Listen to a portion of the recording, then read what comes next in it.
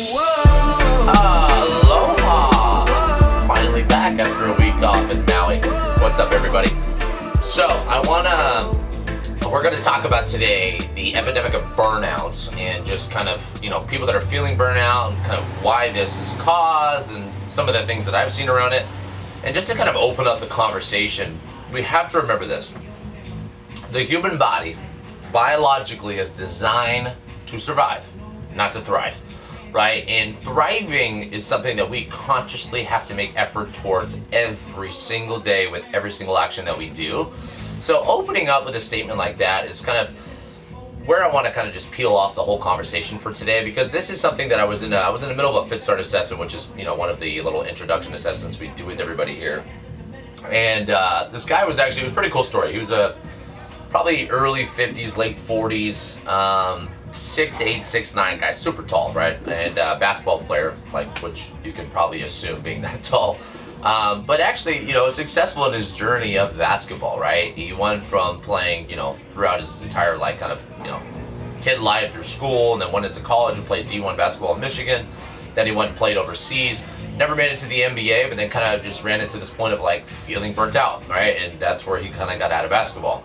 And as we were kind of going down this conversation, talking about his exercise history, the burnout statement kept popping up, right? He was like, okay, I was doing this, I felt burnout and I quit, right? And I was doing this and I felt burnout and I quit. And more so ever, this last year, this statement and this thing has just popped up. I never really heard burnout is kind of a popular thing, right? And the last year, I just keep hearing the term of feeling burnt out, I'm feeling overworked, I'm feeling this. And we all tend to jump to the next thing. We jump to the next job, we jump to the next relationship, we jump to the next gym, we jump to the next business venture. We're jumping from thing to thing to thing to thing to thing. And we keep looking, thinking that, hey, the grass is always going to be greener on this opposite side, so let's just jump over there. And then we get over there and we realize, oh shit, maybe this is not what I want, so let's jump over to the next thing, and let's jump over to the next thing. And for me, it's okay, running Functional Lifestyles, we've been open now for 4.5 years. The first 3 years of running the business, I lost 1 employee. Last year, I've lost 6 total in 12 months, right? Or a little over 12 months. And for me, even some of the things, the conversations with people that were leaving, none of them, I have a good relationship with every single person that's left here. Or at least I think I do, hopefully. But a couple of times the thing of burnout kept popping up. And in my industry, something I've always told coaches and trainers alike is I think that I work in an industry that is full of prima donnas. Not to say that people that have been on this team or have quit are prima donnas, but at Equinox, for example, my last previous job, I remember this, and I always tell this story that they were like, okay, can you present to the team? Because there was 3 or 4 months in a row where I was at the top of sessions, and the last kind of couple of years I was always top 3, top 5 in sessions, and they're like, can you just explain how are you able to do these sessions but then still have your competition and your outside stuff going on? We think it's really cool to see. And not to say that I'm the only person doing this. There's plenty of people that are at the top of the food chain that do this. And I remember laughing at them, and not laughing directly in their face, but kind of going well, I don't really think it's something that I really want to present or talk about, because being a full-time employee at Equinox was only 22 sessions a week, right? Which is 22 hours, right?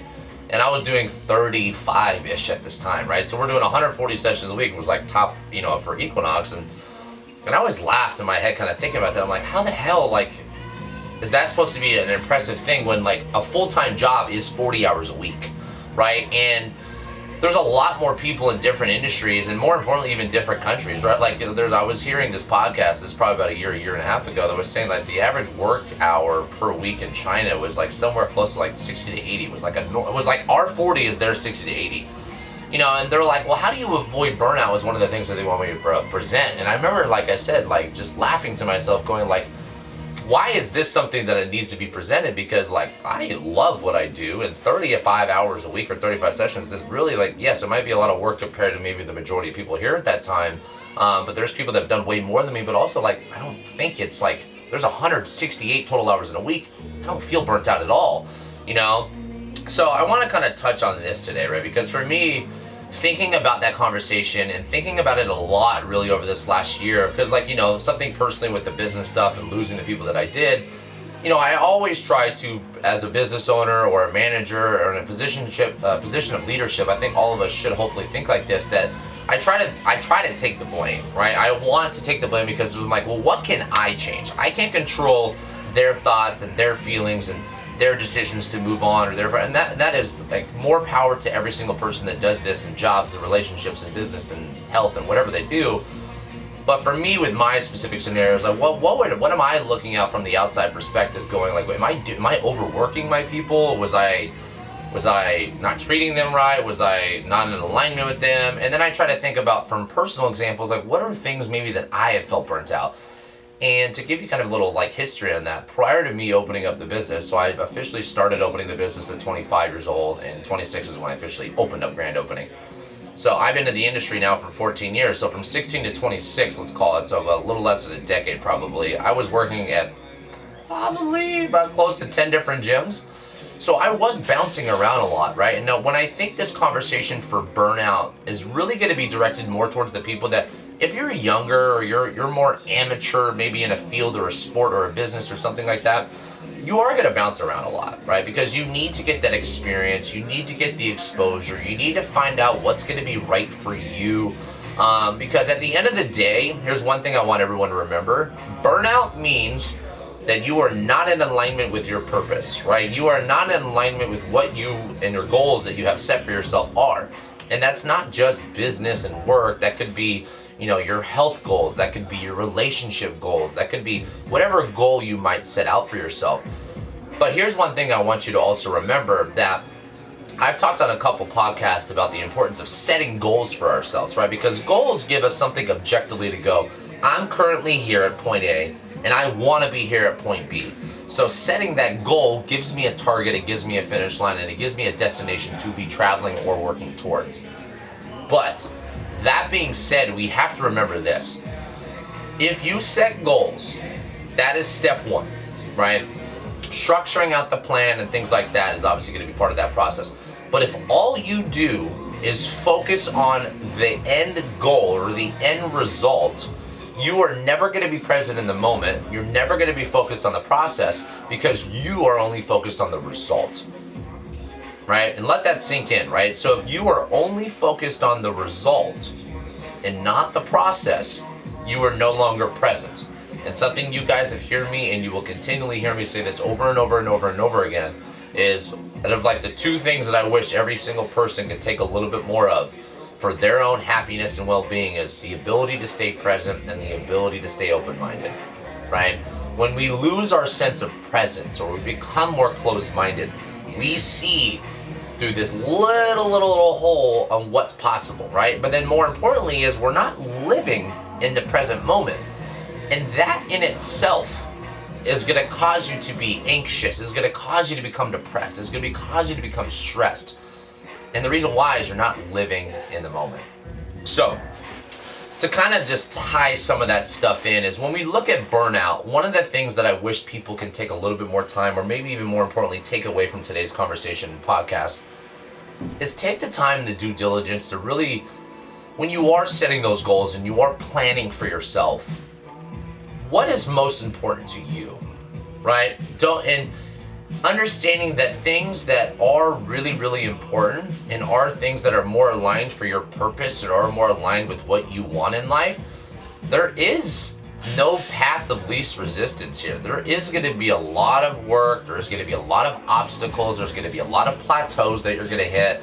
And to kind of keep this, a little bit more specific to fitness as usual, think about it this way. I see this with clients all the time, and just to kind of use that opening story of that guy that just signed up this week, is he would do something and then he would hit a plateau and try to work through it, and then that plateau never really got bursted, so he said, fuck it, I'm quitting, I'm moving on to the next thing. And then you do the next fitness or the next venture, the next thing, and you end up just, when you get into these plateaus and we run into these obstacles, this is where we get tested as humans, right? And unfortunately, we're not able to sit with our discomfort. We're not able to sit in this position of saying, hey, this is not working, or hey, I'm not comfortable, or hey, I'm not happy here, I'm not whatever. But instead of sitting with it and trying to figure out what's not working so you can find something that makes it work, we immediately just jump to the next thing, thinking that, hey, okay, well, shit, this one didn't work, so I guarantee the next one's gonna work. changing into a different exercise program and into a different diet, moving away, switching jobs, switching relationships, you have to remember those things are going to be part of the process no matter what. I don't want people to think that this conversation is about like, hey, stick in this damn relationship no matter what, stick in this job no matter what, stick in this exercise program no matter what. There is a little trial and error, and that is something that is part of the evolution of life. But, this is one thing I heard in a podcast. For me, I was lucky enough to have parents that are still together, that are still healthy, that still love each other, and there's so many people that don't have that privilege to have other, their parents are divorced, they don't have parents, or they're passed away. One of the things that always trips me out when we think about kind of marriage is like the amount of divorces we have and the fact that it's normal, right? Like, it's normal to say get married and get a divorce. Like, you hear more of that than you do hear of people getting together, right? And this podcast was touching on it, and it was the lady, I forget whatever her job was, she was talking about it. She's like, and some of the reasons we see that people are getting divorced now is not necessarily because these people are unhappy in the relationship. It's because they think they can be happier in another relationship, right? Let that sink in. Not that I'm unhappy in what I'm currently doing, but I think I can be happier in someone or somewhere else, right? That trips me out, right? Because that means that the fact that you're just not present in that current relationship, that current project, that current program, that current job, that current location that you're living in, and we're trying to find a scapegoat to make us happy. This is normal, right? At the end of the day, like I was just saying, like, we're designed to survive. We're not designed to thrive, right? So in order for us to thrive as humans, because at the end of the day, we want to live a happy, fulfilled, purposeful, driven life, something that you wake up excited for every single day. But we have to remember this, that happiness comes from you, right? It's something that comes from within ourselves, not from outward. So we have to begin to look more inward and less outward, right? And kind of talking about, I always remember this as a kid, like I would always, my dad was a very, my mom was the mom, like if we wanted to get anything, hey, I want to go out a little bit longer, or hey, I want to eat some certain food that we're not, whatever, right? We always went to mom. Dad was kind of our hard ass in our relationship, which is, I'm glad I had that relationship, because when I was in the acute response, I didn't like it as a kid. I was like, fuck man, Dad's a dick, Dad's an asshole. But I realized that as I got older and as I moved out, and as I become more matured and I become more of an adult myself, that like, hey, these were the things that made me who I am and made me so disciplined in certain areas, so that I'm extremely grateful for. But I remember always saying this, me and my brothers always said this, fuck this, I'm out of this, I'm moving. I'm out. He's like, my dad would always say, cool, move, pack your bags. And he didn't even hesitate. And I'm like, all right, well, I'm out, And it's just a kind of a perfect example that we thought just because the acute situation, that current situation was so stressful or such a pissed off moment for us that, okay, well, instead of being there and realizing what is happening, I was just looking for, well, let's get out of it. Let's move somewhere else, right? So think about this with yourself. If you are in a current situation where you feel like your job, or you feel like your relationship, or you feel like the place that you're living, or you feel like the exercise program, or you feel like the diet is not working, before making that decision to look outwards and move on, make the time and the conscious decision to look inward first, right? Because when you can look inward and figure out what is the thing that is causing me this discomfort, and then realize that the second thing to follow up that the only way we grow as a human is by going through these moments of discomfort, right? Is by going through these moments of hitting a plateau, right? Is by going through these moments of low motivation and turning that into discipline, right? These are things that are hard. And the reason why most humans, unfortunately, are living paycheck to paycheck, that are unhealthy, that are in pain, that are overweight, that are not happy, that are anxious, that are stressed, and living lives, for me, when I look at that, like, that's not living life's full potential. We're supposed to be happy. We're supposed to love life. We're supposed to love people. We're supposed to be healthy. We're supposed to, all these things are things that we're supposed to do, but we have to remember that those things that we're supposed to do that make us thrive require a lot of conscious effort and require a lot of conscious work. And they also require, unfortunately, a lot of hardship in that journey, right? So we have to remember that the process itself is not supposed to be easy. If it was supposed to be easy, we would all be rich, happy, lean, whatever the hell your goal might be, but it's not, right? So it requires a lot of work. So when it comes to burnout, I think this epidemic of burnout that we're seeing it's coming from a lot of this like needing that quick satisfaction, needing that next new thing, right? Like, and you guys have heard me complain about this with technology. I think like technology and social media, more importantly, is giving everyone this fast satisfaction. I can get on something and boom, boom, boom, boom, boom, even though it's very unconscious, right? So we want to look at understanding that burnout, A, tends to stem from being out of alignment. B, tends to stem from us not being comfortable being uncomfortable. So if we know those two things already, just to begin that, remember that take the time to plan accordingly for what is best for you.